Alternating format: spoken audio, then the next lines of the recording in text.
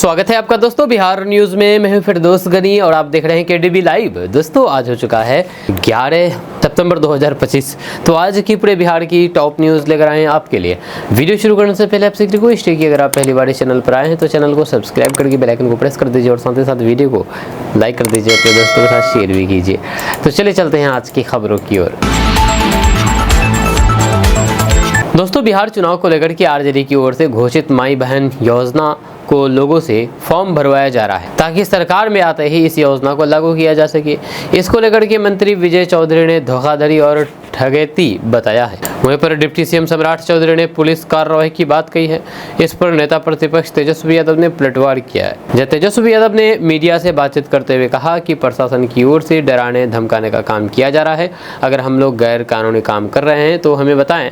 हमारे कार्यकर्ताओं को डराने धमकाना और फिर गिरफ्तार करना ये चलने वाला नहीं है। दोस्तों एक अजीब फर्जीवाड़े की गजब कहानी सामने आई है। जमीन किसी और की, जमीन बेच दी अब किसी और ने। दरअसल बिहार की राजधानी पटना में आसमान छूती जमीन की कीमतों ने एक नए किस्म के अपराध को जन्म दे दिया है।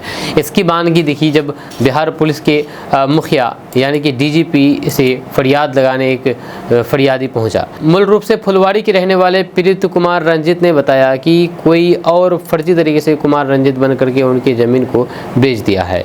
यह सबसे बड़ी बात यह है कि फर्जी तरीके से बेचे गए जमीन में सीईओ और फिर कर्मचारियों की मिली भगत से म्यूटेशन भी कर दिया गया है, जबकि इस जमीन का रसीद पहले से पीड़ित कुमार रंजीत के नाम से निगम द्वारा काटा जा रहा है। वहीं पर सिस्टम की घोर लापरवाही या फिर साजिशन अंजाम दिए गए इस फर्जीवाड़े का शिकार कुमार रंजीत अपने परिवार के साथ डीजीपी कार्यालय पहुंचे और इस केस से डीजीपी को न केवल अवगत करवाया बल्कि बकायदा संख्या भी प्रस्तुत करते हुए न्याय की गुहार लगाई है। वहीं पर पीड़ित कुमार रंजीत के माने तो ये घोर विडंबना है कि अपनी प्रॉपर्टी को कोई और उनका नाम से अपना परिचय देकर के बेच देता है और फिर सरकारी महकमा उस पर अपना मोहर लगा देती है। उन्होंने कहा है कि पूरे मामले को लेकर के बिहार के डीजीपी से मुलाकात किया है और सच से अवगत करा करके न्याय की गुहार लगाई है। दोस्तों महिला यात्रियों की सुविधा के लिए मुजफ्फरपुर जिले में 16 और पिंक बसों का परिचालन किया जाएगा। इसके लिए महिला यात्रियों की संख्या एवं सुविधा के अनुसार रूट का निर्माण किया जाएगा। जब बिहार राज्य पथ परिवहन निगम की तरफ से जिले को 16 अतिरिक्त पिंक बसों का आवंटन किया गया है।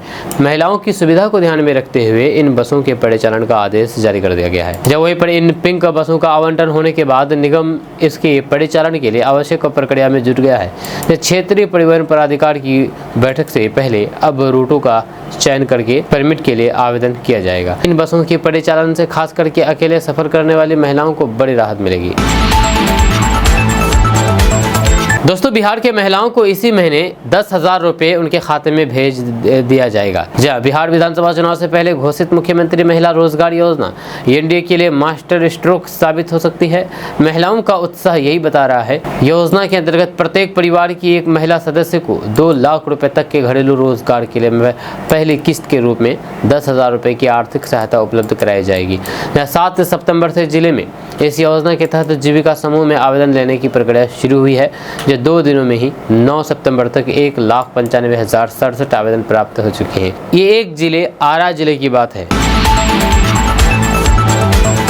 दोस्तों तेजस्वी यादव बिहार की राजनीति में तो स्थापित हो गए हैं। लालू प्रसाद यादव की राजनीतिक विरासत भी अच्छे से संभाल रहे हैं, लेकिन ये बात जिम्मेदारी भी बढ़ा देती है। जब से वे विधानसभा पहुंचे बारी बारी सत्ता और फिर विपक्ष की राजनीति दोनों का अनुभव ले चुके हैं। डिप्टी सीएम की कुर्सी पर 2 बार बैठ चुके हैं और अब अगली मंजिल मुख्यमंत्री की कुर्सी पर है। जहाँ तेजस्वी यादव को मुख्यमंत्री बनना है, उनके पिता लालू प्रसाद यादव का भी पूरा जोर इसी बात पर है।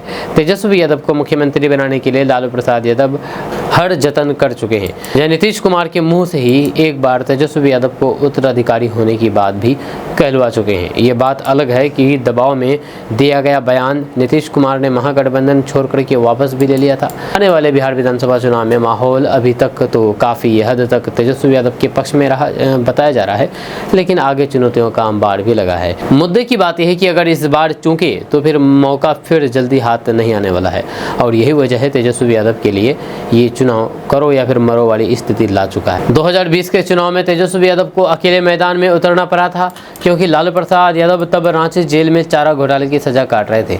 तेजस्वी यादव के लिए सबसे अच्छी बात है कि इस बार लालू प्रसाद यादव उनके साथ बिहार में ही हैं, और फिर अपनी राजनीतिक जिंदगी का पूरा अनुभव और फिर ताकत झोंक चुके हैं। लालू यादव का बिहार में होना तेजस्वी यादव की फिलहाल सबसे बड़ी ताकत है।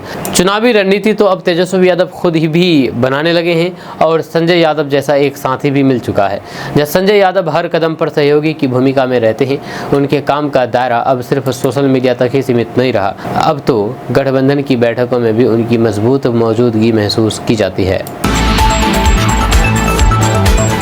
दोस्तों, बिहार की राजनीति में हमेशा चर्चा में रहने वाले कद्दावर निर्दलीय सांसद पप्पू यादव ने अपने बेटे सार्थक रंजन के साथ राजनीतिक भविष्य को लेकर के एक न्यूज चैनल से खास बातचीत की। बिहार विधानसभा चुनाव से पहले सार्थक के चुनाव लड़ने की अटकलों पर विराम लगाते हुए पप्पू यादव ने स्पष्ट कर दिया है कि उनका बेटा पूरी तरीके से क्रिकेट पर केंद्रित है और देश के लिए खेलना चाहते हैं। वहीं पर पप्पू यादव ने एक न्यूज चैनल से कहा कि मेरे बेटे के अभी चुनाव लड़ने का कोई सवाल ही नहीं है, वह अभी DLF के लिए खेल रहा है या शतक लगा रहा है। मैं देश से प्रार्थना करता हूं कि वह भारत के लिए खेले। उन्होंने गर्व से कहा कि सार्थक ने अपनी कड़ी मेहनत और आत्मविश्वास से खुद को साबित किया है।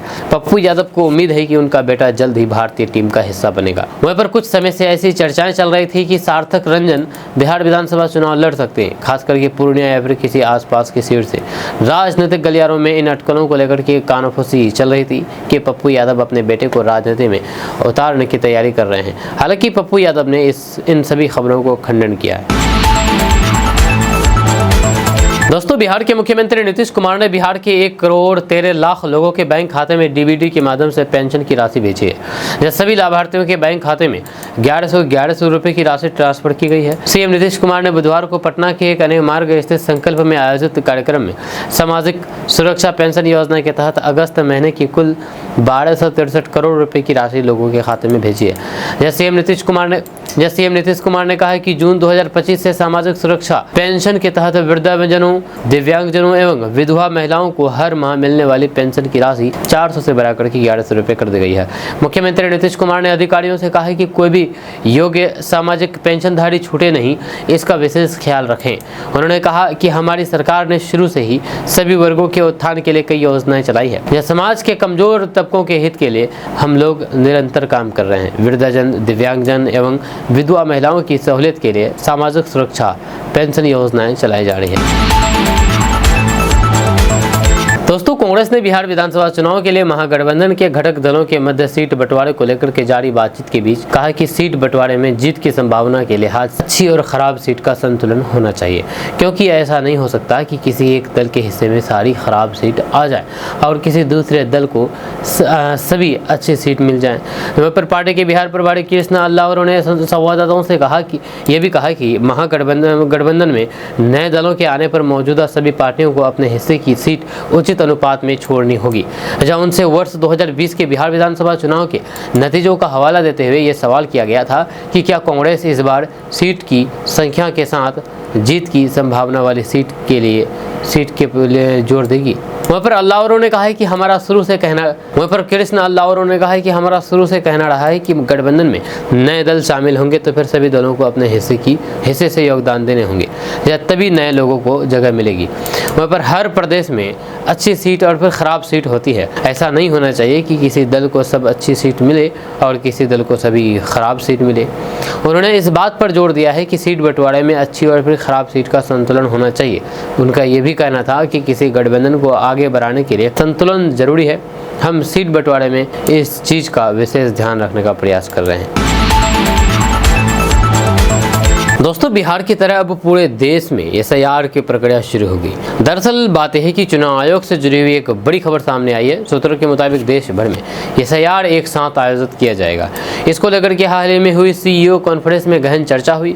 सूत्रों का कहना है कि आयोग इस पर जल्द ही अधिसूचना जारी कर सकता है। हालांकि अभी तक ये तय नहीं हो पाया है कि देश भर में SIR कब से शुरू होगा। तारीख को लेकर के फिलहाल अंतिम निर्णय नहीं लिया गया है। वहीं पर CEO कॉन्फ्रेंस में विभिन्न राज्यों के मुख्य निर्वाचन अधिकारियों यानी कि CEOs ने अपने अपनी तैयारियों का ब्यौरा आयोग के समक्ष रखा है। बैठक में राज्यों ने बताया है कि वे SIR को लेकर के किस स्तर पर तैयार हैं और किन चुनौतियों का सामना करना पड़ सकता है। वहीं पर आयोग पूर्वोत्तर राज्यों के साथ अलग मीटिंग करेगा ताकि उन राज्यों में दस्तावेज को लेकर के अंतिम सूची बनाया जा सके। आयोग के मुताबिक जरूरी नहीं है कि बिहार की तरह 11 दस्तावेज हर राज्य में हो। दोस्तों, नरेंद्र मोदी सरकार ने बिहार को 7,616 करोड़ रुपए के 2 तोहफे दिए हैं।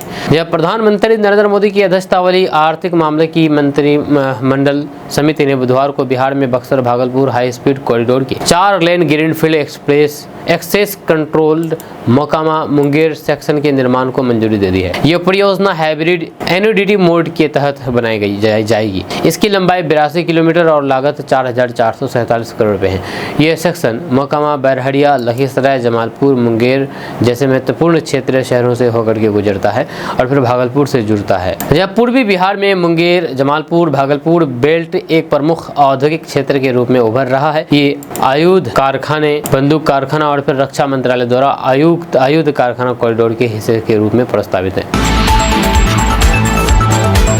दोस्तों, बिहार में नवादा के पूर्व विधायक राजवल्लभ यादव ने राजद नेता तेजस्वी यादव की पत्नी राजश्री पर गंदी टिप्पणी की है। राजद विधायक रह चुके राजवल्लभ यादव ने उनकी तुलना जर्सी गाय से की है, जिस पर बवाल मच गया। जहां राजद कार्यकर्ताओं ने राजवल्लभ यादव का विरोध किया, भाजपा नेता और फिर उप मुख्यमंत्री विजय सिन्हा ने भी इस बयान की निंदा की है। राजवल्लभ यादव ने नारदीगंज में एक सभा में राजश्री का नाम लिए बिना ये टिप्पणी उन्होंने की है। दरअसल राजवल्लभ यादव ने कहा है कि जातिवाद सिर्फ वोट पाने के लिए किया जाता है। जब शादी की बात आई तो फिर शादी कहाँ हुई? यादव की बेटी तो संपन्न होती, उसकी शादी हरियाणा या फिर पंजाब में करने की क्या जरूरत थी? क्या हमें लड़की लाने की जरूरत है या फिर जर्सी गाय? यहाँ वहीं पर यादव समाज में कोई भी लड़की नहीं थी। यादव समाज में जब कोई शादी करता है तो फिर उसे पार्टी से निकाल दिया जाता है। राजवल्लभ यादव के इस बयान ने मुझे तेजस्वी यादव के मामा साधु यादव की आपत्तियों की भी याद दिलाई है। जब साधु यादव ने तेजस्वी यादव की शादी पर भी आपत्ति जताई थी और कहा था कि मुझे धर्म में शादी करने से न केवल परिवार बल्कि पूरा समाज कलंकित हुआ है। उन्हें अपने ही समाज में कोई लड़की नहीं मिली। उन्होंने कई बातें कही थी जिससे दोनों के रिश्ते और बिगड़ गए। दरअसल तेजस्वी यादव ने दिसंबर 2021 में अपनी स्कूल की दोस्त रेचल से शादी की थी। रेचल बिहार आई और फिर उन्होंने अपना नाम रेचल से बदल करके राजश्री यादव रख लिया। उनकी कहानी भी दिलचस्प है। जब रेचल एक ईसाई परिवार में पली बड़ी है। यह रेचल हरियाणा के रेवाड़ी के एक ईसाई परिवार से ताल्लुक़ रखती है और बचपन से ही दिल्ली में रहती थी। ईसाई परिवार में पले बड़े रेचल आयरिश और तेजस्वी यादव ने नई दिल्ली की RK पुरम स्थित DPS स्कूल में साथ साथ पढ़ाई की है। कहा जाता है कि यहीं उनका प्यार परवान चढ़ा। शुरुआत में लालू के परिवार को रेचल को लेकर के कुछ आपत्ति थी, लेकिन बाद में परिवार मान गया और फिर ऐसा लगता है कि बात शादी तक पहुंच गई। यह शादी बेहद साधारण तरीके से हुई, जिसमें बेहद करीबी और चुनिंदा लोग ही शामिल हुए। दोस्तों, अब सरकारी मदद से ही किसान गेंदा फूल की खेती कर सकते हैं। जी हाँ, दरअसल बात यह है कि बिहार सरकार की मदद से किसान गेंदा के फूलों की खेती कर सकते हैं। जब बिहार सरकार के कृषि विभाग ने गेंदा विकास योजना से किसानों को लाभान्वित करने के लिए ऑनलाइन आवेदन मांगा है। गेंदा फूल की खेती से किसान कम समय में अधिक मुनाफा कमा सकते हैं। दरअसल बात है कि किसान को न्यूनतम 0.1 हेक्टेयर और फिर अधिकतम 2 हेक्टेयर तक जमीन पर इस योजना का लाभ मिल सकता है। अगर आप किसान हैं और फूलों की खेती करते हैं तो आपके लिए अच्छी खबर है, क्योंकि आप गेंदा फूल की खेती करके अच्छी खासी कमाई कर सकते हैं। यह योजना के तहत इसकी खेती पर इकाई लागत दर 80,000 रुपये प्रति हेक्टेयर है, जिस पर अनुदान की राशि 50% है। गेंदा फूल की खेती के लिए किसान के पास जमीन होना जरूरी है। इस योजना का लाभ लेने के लिए किसानों के पास LPC तथा जमीन की अद्यतन रसीद होना जरूरी है। जिन किसानों के पास जमीन उपलब्ध नहीं है वे इकरारनामा के आधार पर योजना का लाभ ले सकते हैं। दोस्तों, बिहार के 10 लाख छात्रों के खाते में प्रोत्साहन राशि जल्द ही आने वाली है। दरअसल बात यह है कि बिहार के लगभग 10 लाख इंटरमीडिएट और स्नातक पास छात्रों को प्रोत्साहन राशि मिलने का रास्ता साफ हो गया है। करीब 8 माह की देरी के बाद UIDAI ने छात्रों के आधार कार्ड की जांच की अनुमति दे दी है। अब संभावना है कि इस माह के अंत तक आधार सत्यापन की प्रक्रिया पूरी करके छात्रों के खाते में बैंक खातों में सीधी राशि भेज दी जाएगी। इस साल की शुरुआत में UIDAI ने आधार जाँच की अनुमति रोक दी थी। इसके बाद राज्य सरकार ने गजट प्रकाशित कराने सहित सभी औपचारिकताएं पूरी करके केंद्र सरकार को आवेदन दिया था। जब प्रक्रिया पूरी होने के बाद अब हरी झंडी मिल गई है। स्नातक पास कुल 5,65,000 में से लगभग 4,50,000 छात्राओं ने आवेदन किया है। वहीं पर इंटरमीडिएट पास कुल 5,55,000 में से 4,43,000 छात्राओं ने आवेदन किया है। वहीं पर आवेदन की अंतिम तिथि 14 सितंबर 2 निर्धारित की गई है। वहीं पर स्नातक पास छात्रों को 50,000 रुपये और फिर इंटरमीडिएट पास अविवाहित छात्रों को 25,000 रुपये दिए जाएंगे। ये प्रोत्साहन योजना अप्रैल 2018 में शुरू की गई थी। शुरुआती दौर में स्नातक उत्तीर्ण छात्रों को 25,000 रुपये और फिर इंटरमीडिएट उत्तीर्ण छात्रों को 10,000 रुपये दिए जाते थे। 1 अप्रैल 2021 से राशि में बढ़ोतरी की गई है और फिर अब तक लगभग 3,75,000 स्नातक छात्रों को इसका लाभ मिल चुका है। दोस्तों, किसानों को नीतीश सरकार ने डिजिटल शक्ति दी है। जब बिहार के कृषि मंत्री विजय कुमार सिन्हा ने कहा है कि बिहार सरकार कृषि के क्षेत्र में डिजिटलीकरण को बढ़ावा देने और फिर किसानों को विभागीय योजनाओं की जानकारी एवं सुविधाएं सरल और फिर पारदर्शी ढंग से उपलब्ध कराने के लिए निरंतर प्रयासरत है। इसी क्रम में चतुर्थ कृषि रोड मैप के अंतर्गत राज्य सरकार द्वारा बिहार कृषि मोबाइल एप्लीकेशन की सुविधा प्रदान की जा रही है। ये ऐप किसानों के लिए एक बहुउद्देशीय और फिर उपयोगी डिजिटल प्लेटफॉर्म है, जिसके माध्यम से किसान सरकार की विभिन्न कृषि योजनाओं का लाभ घर बैठे प्राप्त कर सकते हैं। वहीं पर उन्होंने बताया है कि अब तक लगभग 6,90,000 किसान इस मोबाइल ऐप को डाउनलोड करके पंजीकरण करा चुके हैं, जो इस ऐप की लोकप्रियता और फिर किसानों के बीच बढ़ते विश्वास को स्पष्ट दर्शाता है। वहीं पर बिहार कृषि एप्लीकेशन को एकल प्लेटफॉर्म के रूप में विकसित किया गया है, जिससे किसान विभिन्न कृषि योजनाओं में आवेदन करने के साथ साथ अपने आवेदन की स्थिति और फिर स्वीकृति संबंधित जानकारी भी प्राप्त कर सकते हैं। इस ऐप के माध्यम से किसानों को योजना से जुड़ी हुई सभी योजनाएं और फिर सेवाएं एक ही स्थान पर उपलब्ध हो रही है। जी हां, उप मुख्यमंत्री विजय कुमार सिन्हा ने कहा है कि किसानों की सुविधा को ध्यान में रखते हुए इस ऐप में किसान पासबुक की सुविधा जोड़ी गई है। ये पासबुक बैंक पासबुक की तरह कार्य करता है और फिर इसमें किसान द्वारा कृषि विभाग से प्राप्त अनुदान का पूरा ब्यौरा दर्ज होता है। इससे किसानों को ये जानने की सुविधा होगी कि उन्हें किस योजना के तहत कितना लाभ मिला है। ये पूरी व्यवस्था पारदर्शिता को बढ़ावा देती है और फिर किसानों की आत्मविश्वास को मजबूत करती है। इस मोबाइल ऐप में पौधा संरक्षण संबंधित सलाह भी शामिल है। इसमें धान, गेहूँ, मक्का, दलहन और फिर तिलहन जैसी प्रमुख फसलों पर लगने वाले कीट और फिर रोगों की जानकारी के साथ साथ पौधानिक फसलों जैसे कि आम और फिर केला के रोग नियंत्रण संबंधित सुझाव भी उपलब्ध कराए गए हैं। इससे किसान वैज्ञानिक पद्धति से खेती कर सकते हैं और फिर उत्पादन एवं उत्पादकता में सुधार कर सकते हैं। दोस्तों, कांग्रेस इस बार बिहार विधानसभा चुनाव में कम सीटों पर चुनाव लड़ने को तैयार है, लेकिन पार्टी ने साफ कह दिया है कि उसे ऐसी सीटें नहीं दी जानी चाहिए जहां पर जीतना मुश्किल हो। कांग्रेस राहुल गांधी की वोटाधिकार यात्रा को चुनाव प्रचार का मुख्य आधार बना रही है। पार्टी मानती है कि महागठबंधन में नई पार्टियां जुड़ रही है, इसलिए सीटों का बंटवारा पिछले चुनाव जैसा नहीं हो सकता। वहीं पर कांग्रेस प्रभारी कृष्ण अल्लावरो के मुताबिक सभी पार्टियों को कुछ सीटें छोड़नी होगी। सिर्फ हारी हुई सीटें किसी एक को नहीं मिलना चाहिए, जीतने वाली सीटों का भी बराबर बंटवारा होना चाहिए। जब बताया जा रहा है कि 2020 के चुनाव में कांग्रेस ने 70 में से केवल 19 सीटें जीती थी, जब उस समय भी कई नेताओं ने कहा था कि कांग्रेस को ऐसी सीटें दी गई जिन्हें जीतना नामुमकिन था। इस बार पार्टी ज़्यादा ध्यान जीतने योग्य सीटों पर दे रही है। वहीं पर कांग्रेस को उम्मीद है कि उसे लगभग 57 से 60 सीटें मिलेगी।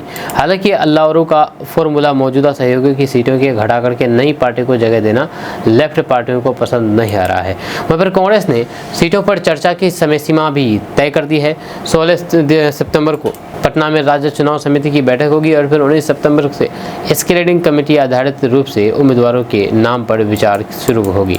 वहीं पर पार्टी ने तय कर दिया है कि वोट चोरी को चुनाव का बड़ा मुद्दा बनाया जाएगा। राहुल गांधी ने कहा था कि वोट चोरी से लोगों के अधिकार, नौकरियां, शिक्षा और फिर युवाओं का भविष्य छिन जाएगा। बिहार कांग्रेस अध्यक्ष राजेश राम ने भी इसे राशन, पेंशन और फिर मनरेगा भुगतान जैसे मुद्दों से जोड़ा है। दोस्तों, जिन छात्रों के साइन किए गए डमी रजिस्ट्रेशन कार्ड बोर्ड के पोर्टल पर अपलोड नहीं किए गए हैं, उन्हें समय पर यह कार्य पूरा करना होगा। यदि ऐसा नहीं किया गया तो फिर छात्रों का 1 वर्ष बर्बाद हो सकता है और इसके लिए स्कूल जिम्मेदार होंगे। आपको बता दें कि बीएसईबी ने 2026 की कक्षा 10वीं और फिर 12वीं की बोर्ड परीक्षाओं के लिए 2 महत्वपूर्ण नोटिस जारी किया है। इन नोटिस के अनुसार 65,975 छात्र परीक्षा में शामिल होने से वंचित हो सकते हैं।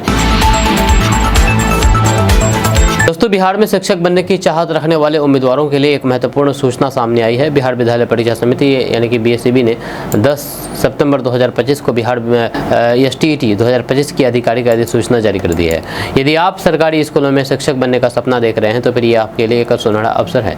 यह आधिकारिक वेबसाइट बिहार STET.com पर पात्रता, आवेदन प्रक्रिया और फिर परीक्षा से संबंधित सभी जानकारी उपलब्ध है। बिहार के माध्यमिक और फिर उच्च माध्यमिक स्कूलों में शिक्षक बनने के इच्छुक उम्मीदवार 11 सितंबर से 19 सितंबर 2025 तक secondary.biharboardonline.com पर ऑनलाइन आवेदन कर सकते हैं। आवेदन और शुल्क जमा करने की अंतिम तिथि 19 सितंबर 2025 है।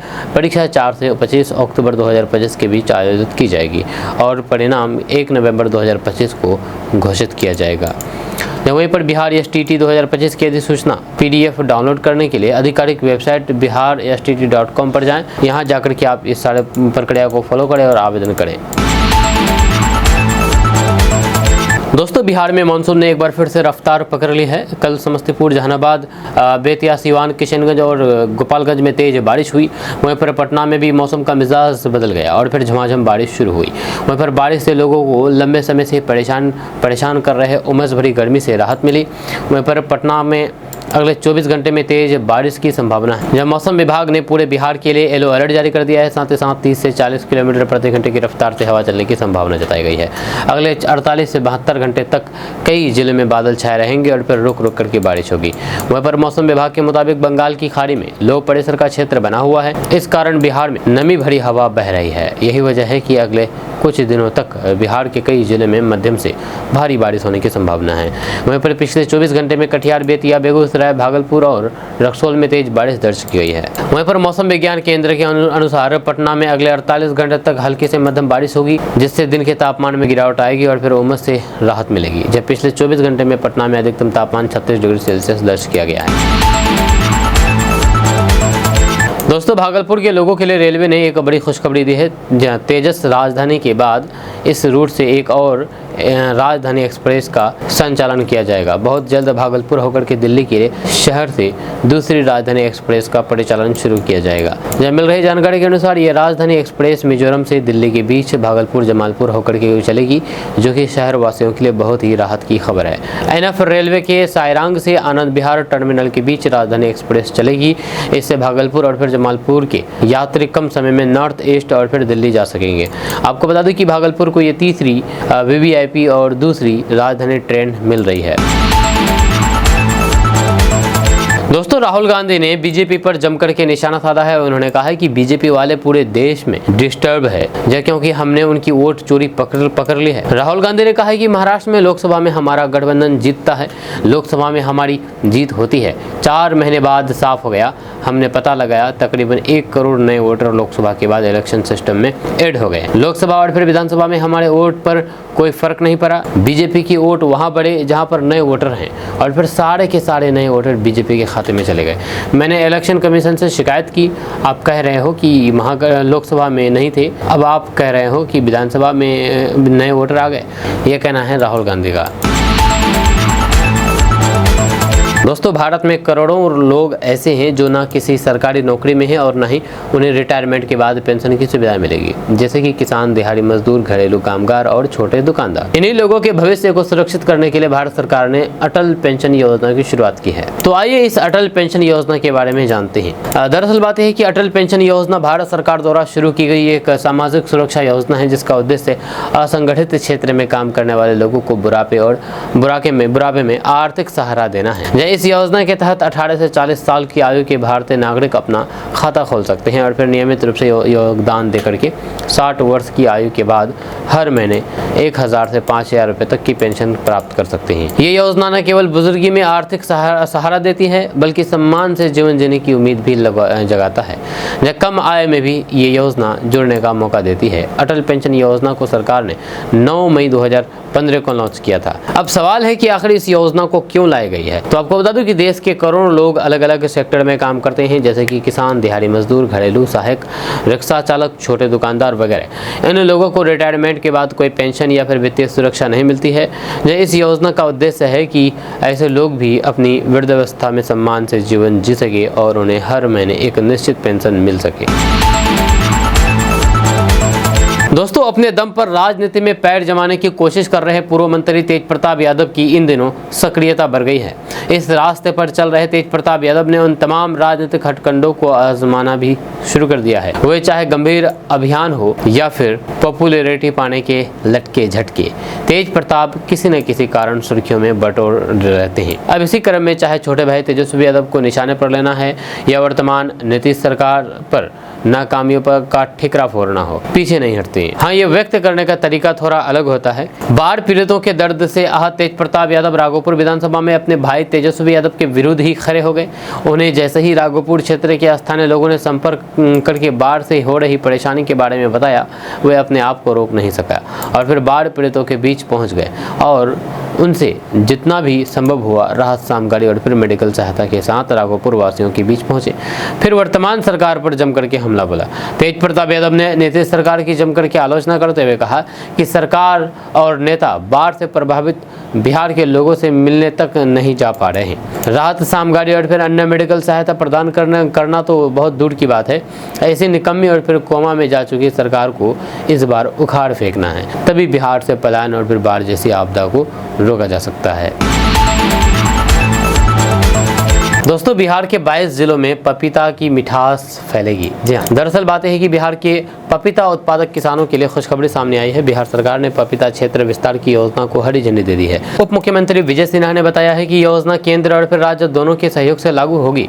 इसमें केंद्र और फिर राज्य का अंशदान 40-40% है, जबकि राज्य सरकार की ओर से 20% अतिरिक्त टॉपअप का भी प्रावधान किया गया है। वहीं पर यानी कि किसानों को प्रति हेक्टेयर 75,000 रुपए की लागत पर 45,000 रुपए का अनुदान मिलेगा। यह अनुदान 2 किस्तों में दिया जाएगा। पहली किस्त 27,000 रुपए और फिर दूसरी किस्त 18,000 रुपए। इस योजना का लाभ बिहार के 22 जिलों के किसान उठा सकेंगे। इनमें भोजपुर, बक्सर, गोपालगंज, जहानाबाद, लखीसराय, मधेपुरा, बेगूसराय, भागलपुर, दरभंगा, गया, कटिहार, खगड़िया, मुजफ्फरपुर, नालंदा, पश्चिमी चंपारण, पटना, पूर्णिया, पूर्वी चंपारण, सहरसा, समस्तीपुर, मधुबनी और वैशाली जिला शामिल है। यानी कि इन जिलों को ही इस योजना का लाभ मिलेगा।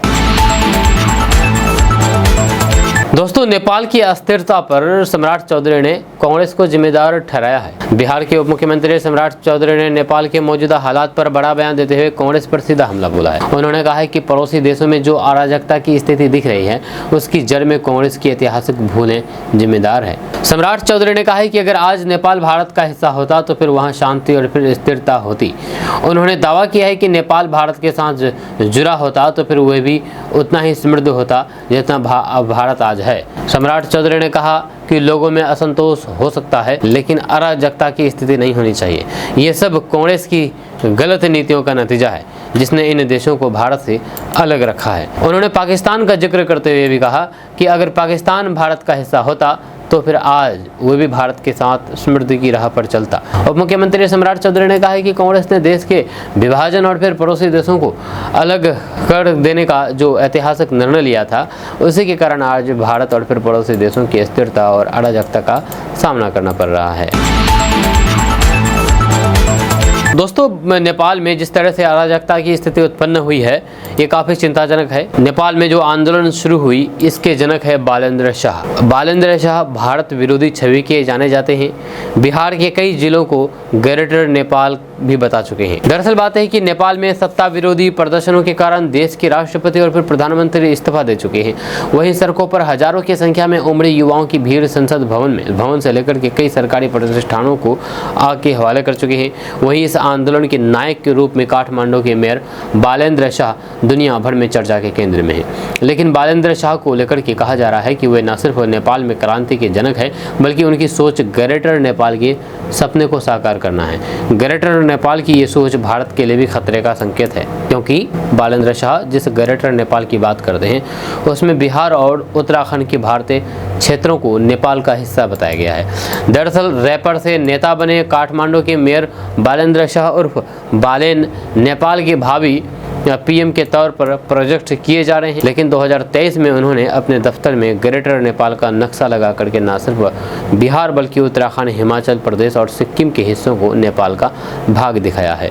इतना ही नहीं, आदि पुरुष संवाद पर बॉलीवुड फिल्मों को बैन की धमकी दी है। ऐसे कई मौके आए जब भारत पर सांस्कृतिक दखलंदाजी का आरोप लगा करके वे अक्सर एंटी इंडिया छवि में दिखते हैं। वे भी ये मानते हैं कि भारत ने नेपाल के कई हिस्सों पर जबरन कब्जा कर रखा है। दोस्तों, महागठबंधन से मुख्यमंत्री का चेहरा कौन होगा, इसे लेकर के कांग्रेस ने एक बार फिर से राजद की टेंशन बढ़ा दी है। जब कांग्रेस नेता कृष्ण अल्लावरू ने दिल्ली में सीट बंटवारे सहित सीएम चेहरे को लेकर के बड़े शर्तों का ऐलान किया है। उन्होंने कहा है कि बिहार का मुख्यमंत्री कौन होगा, इसका फैसला बिहार की जनता करेगी। संवाददाताओं से बातचीत करते हुए उन्होंने कहा कि बिहार का सीएम बिहार की जनता चुने तो बेहतर होगा। उन्होंने तेजस्वी यादव के नाम पर किसी प्रकार से कोई भी सहमति नहीं जताई है। इससे पहले वोटर अधिकार यात्रा के दौरान राहुल गांधी भी महागठबंधन में सीएम फेस के सवाल को टाल दिए थे। हालांकि राजद और फिर मुकेश सहनी की पार्टी वीआईपी तेजस्वी को महागठबंधन का सीएम फेस प्रोजेक्ट कर चुके हैं। वहीं अल्लावरू ने एक बार फिर से राजद सहित तेजस्वी की टेंशन बढ़ा दी है कि बिहार का मुख्यमंत्री कौन होगा, इसका फैसला बिहार की जनता करेगी, यह कहना है अल्लावरू का। जब विधानसभा चुनाव के लिए महागठबंधन के घटक दल में सीट शेयरिंग के मुद्दे पर कांग्रेस ने बड़ी शर्त रख दी है। दोस्तों, कांग्रेस ने ओबीसी को महागठबंधन में शामिल करने की चर्चाओं पर बड़ा बयान दिया है। बिहार विधानसभा चुनाव 2025 को लेकर के दिल्ली में मंगलवार 9 सितंबर को कांग्रेस पार्टी की एक अहम बैठक आयोजित की गई। इस बैठक के बाद महागठबंधन की रणनीति को लेकर के चर्चाएं तेज हो गई है। कांग्रेस पार्टी के बिहार प्रभारी कृष्ण अल्लावरू ने बैठक के बाद मीडिया से बातचीत करते हुए कई महत्वपूर्ण बिंदुओं पर प्रकाश डाला और आगामी चुनाव रणनीति के बारे में जानकारी दी। असदुद्दीन ओवैसी की पार्टी को महागठबंधन में शामिल करने की चर्चाओं पर कांग्रेस का साफ रुख दिखा। यह बैठक के दौरान जब महागठबंधन में एआईएमआईएम यानी कि मजलिस इत्तेहादुल मुस्लिमीन पार्टी के प्रमुख असदुद्दीन ओवैसी की पार्टी को शामिल करने की चर्चा शुरू हुई तो कांग्रेस ने इसका स्पष्ट खंडन किया। कांग्रेस नेता कृष्ण अल्लावरू ने मीडिया से बातचीत में कहा कि ओवैसी की पार्टी को महागठबंधन में शामिल करने की चर्चाओं से कांग्रेस का कोई लेना देना नहीं है। उन्होंने बताया है कि असदुद्दीन ओवैसी ने महागठबंधन में शामिल होने के लिए राजद प्रमुख लालू प्रसाद यादव को एक पत्र लिखा है। इस बारे में अल्लावरू ने कहा है कि ये पत्र लालू जी को लिखा गया है, इसलिए इस पर वही स्पष्टीकरण देंगे। कांग्रेस का इससे कोई संबंध नहीं है। वहीं पर बैठक के दौरान महागठबंधन की आगामी रणनीति पर भी चर्चा की गई। कांग्रेस ने विधानसभा चुनाव में महागठबंधन को मजबूत बनाने के लिए कई कदम उठाने की योजना बनाई है। हालांकि महागठबंधन के भीतर सभी दलों के बीच सीटों के वितरण और फिर उम्मीदवारों के चयन को लेकर के बातचीत जारी रहने की संभावना है। दोस्तों, बिहार के शहरों में भी महिला रोजगार योजना के लिए रजिस्ट्रेशन शुरू हो गया है। जब बिहार के ग्रामीण क्षेत्र के बाद शहरों में भी मुख्यमंत्री महिला रोजगार योजना के लिए आवेदन की प्रक्रिया शुरू हो गई है। शहरी क्षेत्र की महिलाएं जीविका समूह के जरिए या फिर आधिकारिक वेबसाइट पर जाकर के ऑनलाइन के द्वारा आवेदन कर सकती हैं। इस योजना के तहत पहली किस्त के रूप में हर महिला लाभार्थी को 10,000 रुपये दिए जाएंगे। ये किस्त इसी महीने महिलाओं के खाते में डाल दी जाएगी। दूसरी ओर गाँव में 7 सितम्बर से महिला रोजगार योजना के लिए रजिस्ट्रेशन की प्रक्रिया चल रही है। बिहार विधानसभा चुनाव 2025 से ठीक पहले नीतीश सरकार महिलाओं को रोजगार से जोड़ने के लिए ये योजना लाई है। इसके तहत हर घर की एक महिला सदस्य को 10,000 रुपये की राशि दी जानी है, जब बाद में आकलन करके महिलाओं को 2 लाख रुपए तक की अतिरिक्त सहायता राशि दी जाएगी। मुख्यमंत्री नीतीश कुमार ने पिछले महीने ही इस योजना की घोषणा की और फिर इसे तुरंत इस पर काम भी शुरू कर दिया। बीते रविवार को सीएम नीतीश कुमार ने इस योजना का शुभारंभ कर दिया था। जब बिहार सरकार ने मुख्यमंत्री महिला रोजगार योजना के लिए एक खास पोर्टल शुरू किया है। शहरी क्षेत्र की महिलाएं जो किसी स्वयं सहायता समूह की सदस्य नहीं हैं, वो इस पोर्टल पर जाकर के ऑनलाइन के द्वारा आवेदन कर सकती हैं। जो महिलाएं दोस्तों, एलजेपी के सांसद अरुण भारती विधानसभा चुनाव लड़ सकते हैं और deputy CM candidate Chirag Paswan इसको बनाने की पेशकश कर सकते हैं। दरअसल बात है कि केंद्रीय मंत्री चिराग पासवान के सांसद बहनोई अरुण भारती जमुई जिले की सिकंदरा सीट से विधानसभा चुनाव लड़ सकते हैं। सरकार बनने पर डिप्टी सीएम पद के लिए लोजपा कोटा से अरुण भारती का नाम चिराग भरा सकते हैं। जी हाँ, अनुसूचित जाति के लिए आरक्षित सिकंदरा जमुई लोकसभा का हिस्सा है, जहां से अरुण 2024 में पहली बार एमपी बने। वहीं पर चिराग पासवान से उलझते रहने वाले केंद्रीय मंत्री जितन राम मांझी की हिंदुस्तानी युवा मोर्चा के प्रफुल्ल मांझी अभी सिकंदरा के विधायक हैं। 3 बार बीपीएससी मेंस और फिर 1 बार यूपीएससी पीटी पास कर चुके प्रफुल्ल मांझी साधारण परिवार से आते हैं। सूत्रों का कहना है कि चिराग पासवान की पार्टी की डिमांड लिस्ट में सिकंदरा के साथ ही जमुई लोकसभा की चकाई सीट भी शामिल है। यह चकाई से दिवंगत समाजवादी नेता नागेंद्र सिंह के बेटे सुमित सिंह निर्दलीय विधायक और फिर नीतीश कुमार की सरकार में मंत्री हैं। सुमित ने नीतीश को समर्थन दिया है और फिर एनडीए के अंदर जेडीयू के करीब हैं। जहाँ कभी लोजपा से जुड़े रहे सुमित 2010 में झारखंड मुक्ति मोर्चा यानी कि जेएमएम की टिकट पर चकाई से पहली बार विधायक बने थे। 2015 में निर्दलीय लड़कर के वे राजद से हारे थे, लेकिन 2020 में सबको हरा दिया। लोजपा चौथे नंबर पर रही थी। चिराग ने 2 महीने पहले साफ साफ कह दिया था कि 2025 में एनडीए सरकार बनी तो फिर नीतीश कुमार ही सीएम बनेंगे।